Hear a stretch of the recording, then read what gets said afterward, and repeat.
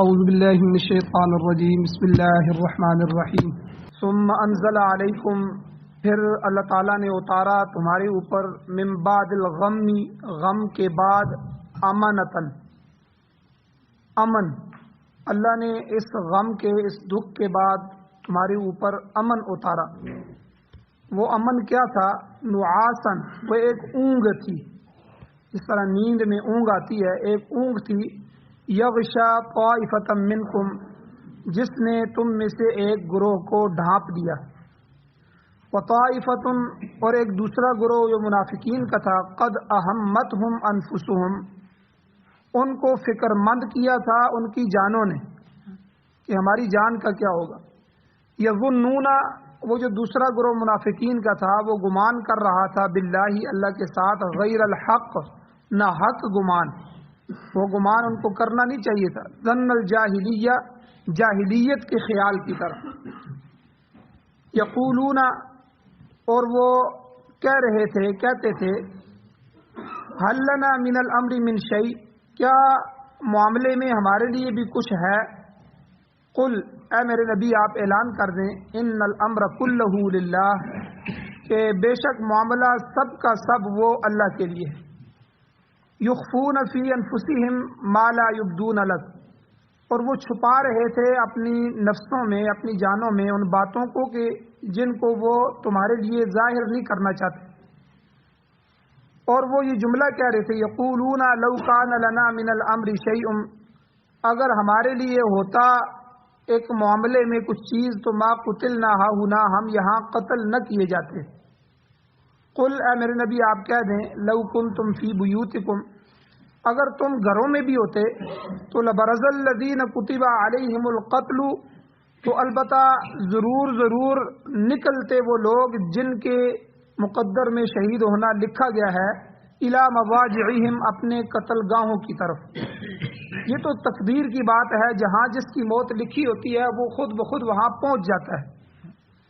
وَلِيَبْتَلِيَ اللَّهُ مَا فِي صُدُورِكُمْ، اور یہ اس لیے ہوا تاکہ اللہ تعالیٰ آزمائے اس کو جو کچھ تمہارے سینوں میں ہے، وَلِيُمَحِّصَ مَا فِي قُلُوبِكُمْ، اور اللہ تعالیٰ پاک کرے اس کو جو تمہارے دلوں میں ہے۔ وَاللَّهُ عَلِيمٌ بِذَاتِ الصُّدُورِ، اور اللہ تعالیٰ سینوں کے بھیدوں کو بھی جاننے والا ہے۔ إِنَّ الَّذِينَ تَوَلَّوْا مِنكُمْ، بے شک وہ لوگ جنہوں نے روگردانی کی تم میں سے، یوم التقى الجمعان، اس دن جس دن دو جماعتیں، دو گروہ آپس میں ٹکرائے، یعنی کافروں اور مسلمانوں کی جنگ ہوئی، انما استزلهم الشیطان، سوائے اس کے کہ ان کو پھسلایا شیطان نے، ببعض ما کسبوا، بعض ان کی اس کمی کی وجہ سے جو انہوں نے کمائی۔ وَلَقَدْ عَفَا اللَّهُ عَنْهُمْ، اور آخری اعلان اللہ نے فرمایا، البتہ تحقیق اللہ تعالیٰ نے ان کو معاف کر دیا۔ ان اللہ غفور حلیم، بے شک اللہ تعالیٰ بخشنے والا ہے اور بردبار ہے۔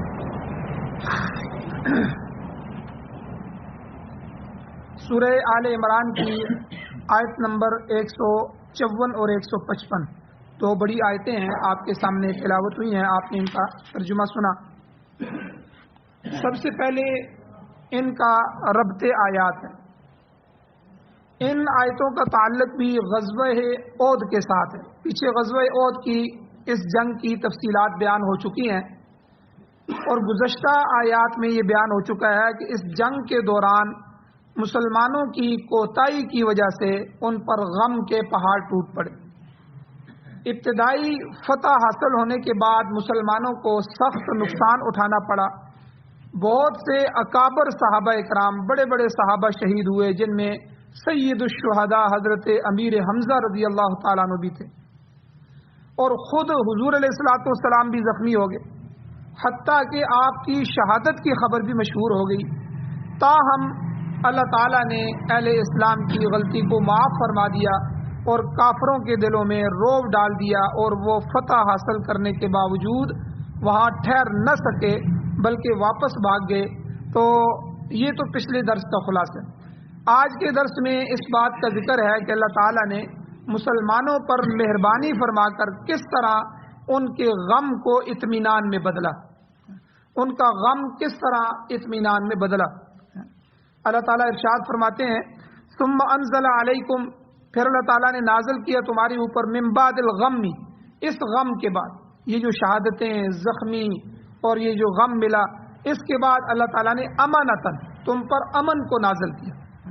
وہ امن کیا تھا؟ اللہ کہتے ہیں نعاسن، وہ ایک اونگ تھی، اونگ جو تم پر طاری ہو گئی۔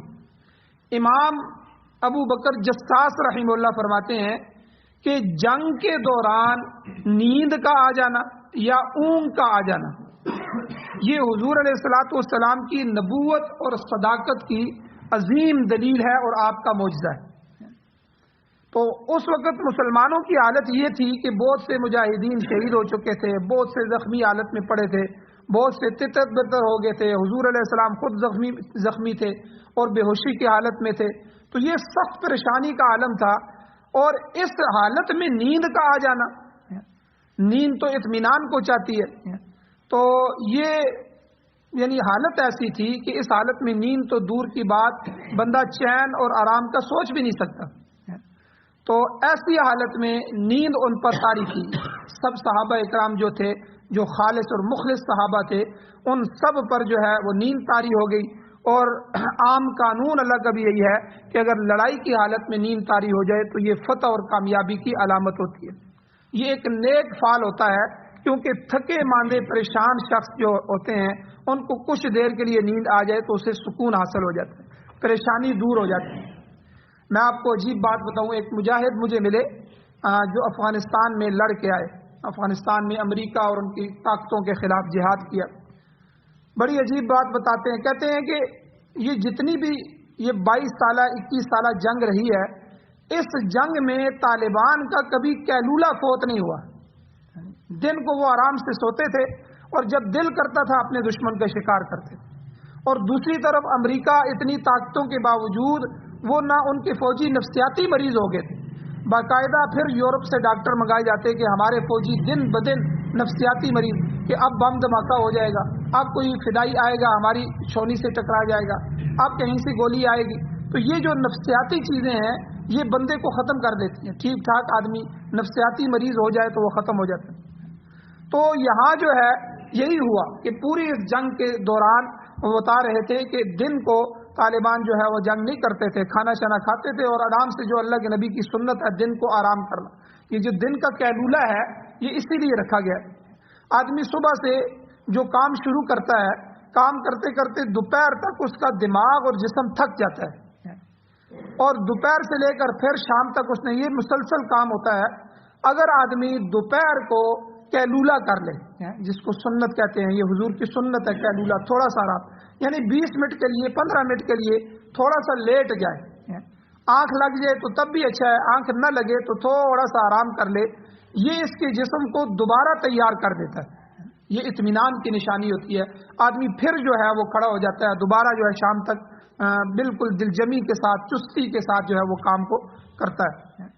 تو اس لیے غزوہ احد میں یہی بات ہوئی کہ عین جنگ کے اندر صحابہ اکرام پر اللہ کہتے ہیں کہ من بعد الغم امانتن، ہم نے امن کو نازل کیا۔ وہ امن کیا تھا؟ نعاسن، وہ اونگ کی صورت میں تھا کہ وہ بالکل ان کی پریشانی دور ہو گئی۔ اور پھر ایک بات اور بھی یہاں یاد رکھیں کہ یہ جو نیند کی حالت تھی یہ صرف ایمان والوں پر طاری ہوئی، حالانکہ وہاں منافقین بھی کچھ موجود تھے تھوڑے سے، تو ان منافقوں کو اس نعمت سے محروم کیا گیا۔ تو صحابہ اکرام فرماتے ہیں کہ ہماری حالت یہ ہوئی کہ نیند یا اونگ ایسی طاری ہوئی کہ تلوار ہمارے ہاتھ میں ٹھہرتی نہیں تھی، گر جاتی تھی۔ آپ کو زندگی میں تجربہ ہوا ہوگا کہ آپ جب سخت نیند آئے پھر مطالعہ کرنا چاہیں یا کچھ کام کرنا چاہیں تو وہ چیزیں آپ کے ہاتھ سے چھوٹ جاتی ہیں، تو آپ کا آخر کار آپ تھک کے کہتے ہیں یا پہلے نیند کر لیں پھر جو ہے یہ کام کریں۔ تو یعنی ایسی حالت آ رہی ہے۔ صحابہ خود کیفیت بیان کرتے ہیں، اللہ تعالیٰ نے ایسا اطمینان نازل کیا کہ تلواریں ہمارے ہاتھ سے گر جاتی تھی، ہم پھر ان کو اٹھاتے تھے پھر گر جاتی تھی۔ تو اب یہ جو تھوڑا سا یہ معاملہ ہوا یہ اونگ کا، نیند کا، تو اللہ تعالیٰ نے ان پر اہل ایمان کے غم کو بھی دور کر دیا، ان کے دل کو مضبوط کر دیا، ان کے بوجھ کو ہلکا کر دیا، پھر سے تازہ دم ہو گئے۔ سورہ نبا کے اندر 30ویں سپارے کے اندر جو ہے عما یتساءلون کے اندر اللہ تعالیٰ خود فرماتے ہیں نیند کے بارے میں، وَجَعَلْنَا نَوْمَكُمْ سُبَاتًا، ہم نے تمہاری نیند کو سکون کا باعث بنایا اور سکون اہل ایمان کو عین جنگ کی حالت میں حاصل ہوا۔ اچھا ایک بات اور، میں ایک ڈاکٹر صاحب سے میری ملاقات ہوئی تو بڑی عجیب بات کہی انہوں نے کہا کہ دیکھو جب آدمی ذہنی طور پہ ٹھیک نہیں ہوتا نا، ذہنی طور پہ، تو اس کی بھوک بھی ختم ہو جاتی ہے، اس کی نیند بھی ختم ہو جاتی ہے، ذہن انسان کا مطمئن نہ ہو۔ پھر انہوں نے بڑی عجیب مثال دی، انہوں نے کہا کہ دیکھو جو آدمی، جو طلباء مدرسے میں پڑھتے ہیں، ٹھیک ہے، مدرسے میں وہ بہت کھاتے ہیں، اور یہ ہمارا تجربہ ہے، ہم پڑھتے رہے ہیں، طالب علم رہے ہیں، یا جو آدمی جماعت میں چلا جاتا ہے، تبلیغی جماعت میں سال کے لیے، چلے کے لیے، وہ اتنا کھانا کھاتے ہیں وہاں جا کے، تو اس کی وجہ کیا ہے؟ وہ وجہ ڈاکٹر بتا رہے تھے، وجہ یہ ہے، کہتے ہیں کہ ہم یہ جو دنیا میں ہے نا، صبح سے شام تک ہمارے ذہن میں دنیا دنیا دنیا، بچے، اولاد، گھر، یعنی اتنی ٹینشنیں ہیں کہ ہمارا دماغ سکون میں نہیں ہوتا۔ جب وہ سکون میں نہیں ہوتا، ہم کھانا بھی پورا نہیں کھا سکتے، نیند بھی پوری نہیں کر سکتے۔ تو وہ کہتے ہیں جو آدمی طالب علم ہو جائے، یہ جماعت میں چلا جائے، اس نے گھر کو چھوڑ دیا چلے کے لیے یا سال کے لیے، اب چھوڑ کے چلا گیا۔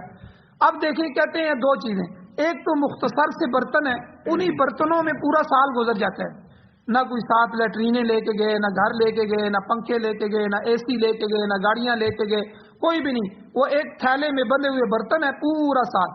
ایک بات تو بڑی عجیب انہوں نے کہی، اگر آدمی تھوڑے سے سامان میں اپنی زندگی گزارنا چاہے تو وہ گزار سکتا ہے۔ ایک سال اگر گزر سکتا ہے تو اس کا مطلب ہے 60 سال بھی گزر سکتے ہیں۔ یہ ہم نے خود ٹینشنیں پالی ہوئی ہیں، اتنی دنیا ہو جائے، یہ اتنی منزلیں بلڈنگیں ہو جائیں، یہ بھی ہو جائے، یہ بھی ہو جائے، پھر اسی میں ساری زندگی اور گزر جاتی ہے، اور بے سکونی بے سکونی بے سکونی، اور جو ہے دماغ تھکتا رہتا ہے، سوچتا رہتا ہے، اسی ٹینشن میں مبتلا ہوتا ہے، ہر چیز ختم ہو جاتی ہے۔ اور دوسری بات انہوں نے اس کا پھر تجزیہ کیا کہ جماعت والے ساتھی پھر کیوں زیادہ کھا لیتے ہیں، کھانا کیوں کھاتے ہیں، حالانکہ وہی آدمی اپنے گھر میں کھانا زیادہ نہیں کھا سکتا اپنے مقام پہ۔ وہ یہ بتا رہے تھے کہ دیکھو وہ آدمی وہاں ٹینشن فری ہو جاتا ہے، میرے بچے ہیں، پیچھے ہیں، گھر ہے، چھوڑ آیا ہوں، کوئی مسئلہ نہیں ہے، بس میں نے اللہ کے راستے میں اب کام کرنا ہے، اب اس کی کوئی ٹینشن نہیں ہے۔ اب اس کا دماغ اور دل جو ہے، معدہ، یہ برابر ہو جاتے ہیں، تو اب وہ اس کو سکون مل جاتا ہے۔ اب پورا کھانا جتنا ایک آدمی کو، صحت مند آدمی کو کھانا چاہیے، اتنا کھانا اس کا جسم کھاتا ہے اور اس کا معدہ ہضم کرتا ہے۔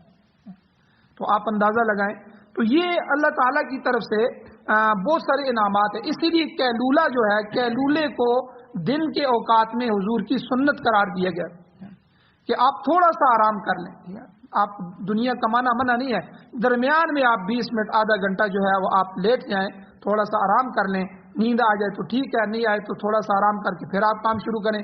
آپ خود دیکھیں گے، محسوس کریں گے کہ آپ کے سارے دن میں آپ کو تھکاوٹ نہیں ہوگی، ذہنی بدسکونی پیدا نہیں ہوگی۔ تو اس لیے اللہ نے فرمایا وَجَعَلْنَا نَوْمَكُمْ سُبَاتًا، اس نیند کو ہم نے تمہارے لیے سکون کا ذریعہ بنایا۔ دیکھیں وَجَعَلْنَا اللَّيْلَ لِبَاسًا، ایک جگہ قرآن میں اللہ نے فرمایا رات کو ہم نے تمہارے لیے لباس بنایا۔ اب اگر رات نہ ہوتی تو انسان اتنا حریص ہے، اتنا لالچی ہے انسان، اگر رات نہ ہوتی تو یہ 24 گھنٹے کام کرتا رہتا۔ اللہ تعالیٰ نے جو ہی رات ہوئی، آپ دیکھیں مغرب کو، عشاء کو ہمارا دل نہیں بھی کرتا تو ہم اپنی دکانیں بند کر دیتے ہیں، بھائی ابھی گاہک بھی نہیں آئے گا، ہمارا کام بھی ختم ہو گیا، جائیں جا کے آرام کریں۔ اگر یہ گاہک والا چکر ہوتا یا دن والا ہی مسئلہ رہتا تو نہ ہم دکان بند کرتے، نہ ہمارا جسم صحیح رہتا، بیماریاں ہی بیماری ہوتی، سکون ختم ہو جاتا۔ تو اللہ کہتے ہیں وَجَعَلْنَا اللَّيْلَ لِبَاسًا، ہم نے تمہارے لیے رات کو لباس بنایا۔ وَجَعَلْنَا نَوْمَكُمْ سُبَاتًا، تمہاری نیند کو ہم نے تمہارے لیے سکون بنایا۔ یہ اللہ کی نعمتیں، نیند اللہ کی کتنی بڑی نعمت ہے۔ آپ ذرا ان لوگوں کے پاس جائیں اور ان سے پوچھیں جو رات کو 2 گولیاں لیتے ہیں پھر بھی ان کو 2 گھنٹے کی نیند نہیں آتی۔ تو کبھی ہمارے پاس بھی کئی ایسے افراد آتے ہیں اور ڈاکٹر حضرات بھی ہوتے ہیں، ان کے پاس بھی جاتے ہیں کہ آپ کوئی ایسا کر دیں کہ ہم 4-6 گھنٹے کی آرام سے نیند کر سکیں۔ نیند ختم ہو گئی، بھوک ختم ہو گئی ہے، دنیا کا سارا سامان پڑا ہوا ہے، پیسے موجود ہیں، ہر چیز موجود ہے، بھوک نہیں لگتی، بھوک، معدہ کام نہیں کرتا۔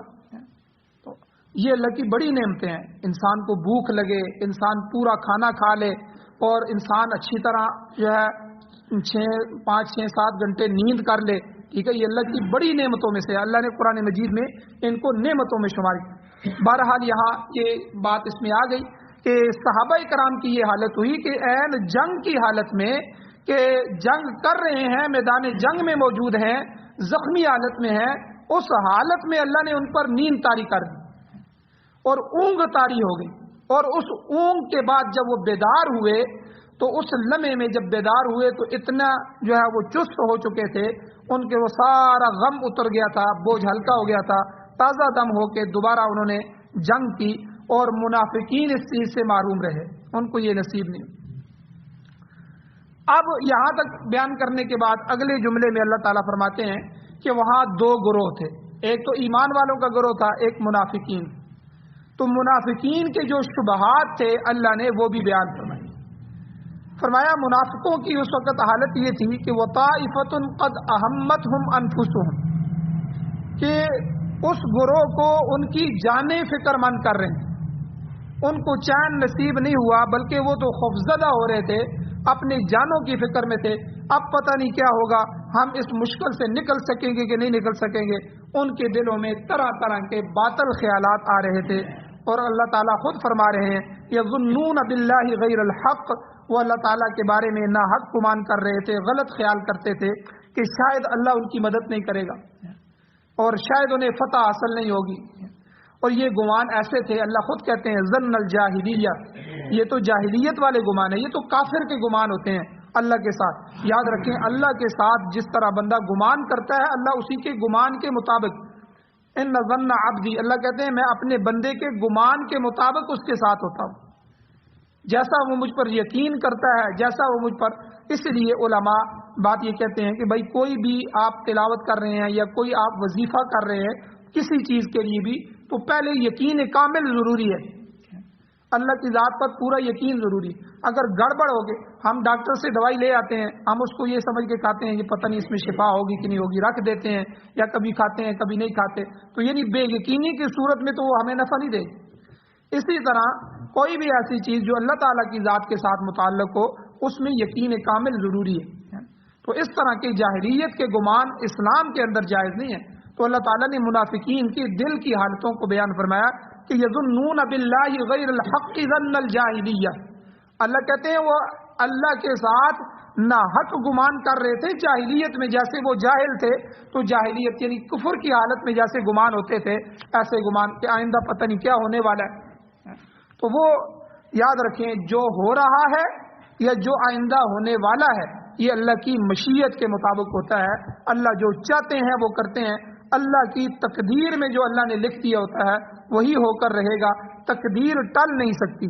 مومن تو اس پر ایمان رکھتے ہیں، آمنت باللہ وملائکتہ وکتبہ ورسلہ والیوم الآخر والقدر خیرہ وشرہ من اللہ تعالی، ہم جو اچھی اور بری تقدیر ہے وہ اللہ کی طرف سے ہے اس پر بھی ایمان رکھتے ہیں، یہ تو ایمان کی صفات میں سے ہے۔ تو اسی کو رضا بالرضا اور رضا بالقضاء، یہ تصوف والوں کی اصطلاح میں، اسلام کی دین کی اصطلاح میں کہتے ہیں رضا بالرضا، کہ میں اللہ کی رضا میں راضی ہوں، اگر اللہ کی طرف سے یہ معاملہ ہے تو ٹھیک ہے میں اللہ کی رضا میں راضی ہوں، اللہ راضی ہے تو میں راضی ہوں، اس میں اور بات ختم ہوگی، ایمان والے کے ایمان۔ رضا بالقضاء کہ اللہ نے میری تقدیر لکھ دی ہے، جو میری قضاء میں میری قدر میں میری تقدیر میں ہے لکھا ہوا وہ مجھے مل کے رہے گا، اس سے زیادہ کا میں پابند نہیں ہوں، مستحق نہیں ہوں، اللہ کی طرف سے یہی بات ہے، تو جب یہی بات ہے تو میں اپنی تقدیر پہ راضی ہوں۔ اب میرا بچہ ہے اللہ نے لے لیا، جب لے لیا تو اللہ نے لیا ہے، اس کا وقت ہی اتنا تھا، ٹھیک ہے، اب اس کو اللہ تسلی دے دیتے ہیں جس کی ایمان مکمل ہو۔